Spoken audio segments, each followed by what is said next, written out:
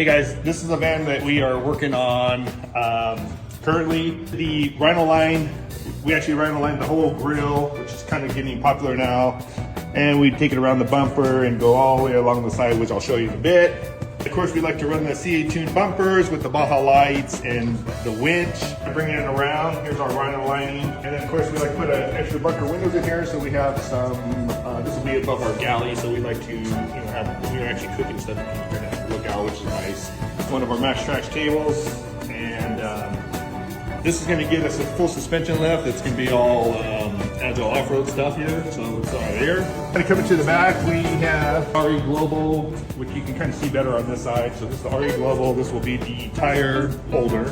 He's gonna run bikes, when he closes it, he'll have the Owl Monster box, then he has his bike trays, and then his tire will basically be right here looking for the tire on, so that'll have his clearance. CA tuned rear bumper with the Baja lights in there, so we install those as reverse lights too, so we have hooked up.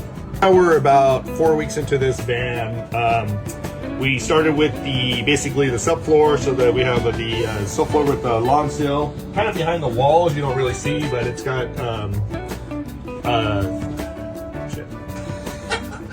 behind the walls, we basically have like sound deaden and thin Solette, which is like the 600L insulation. And then we run our wires, and so everything's kind of behind the walls.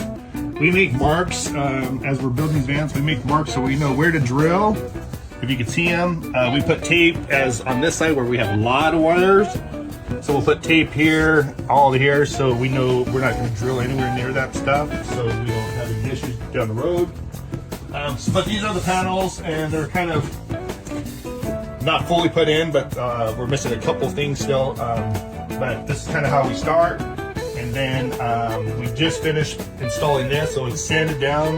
It takes Gavin and myself. We basically rip these to 3 inches. It's poplar wood. We sand them down. It takes him and I about 6 hours together. And then we just put it up, and then we have to patch it all, and then we have to sand it down again. So it's a lot of work, but it's beautiful when it's done. He's also going to get a Super Pacific cloud cap right here, so we're kind of waiting here. So once we get that, we'll cut the hole out and then do all the trim work on the finished pieces.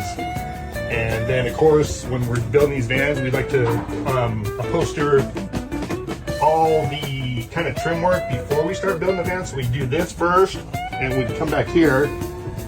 We actually upholster all the basically the seats, the rear seat pillar.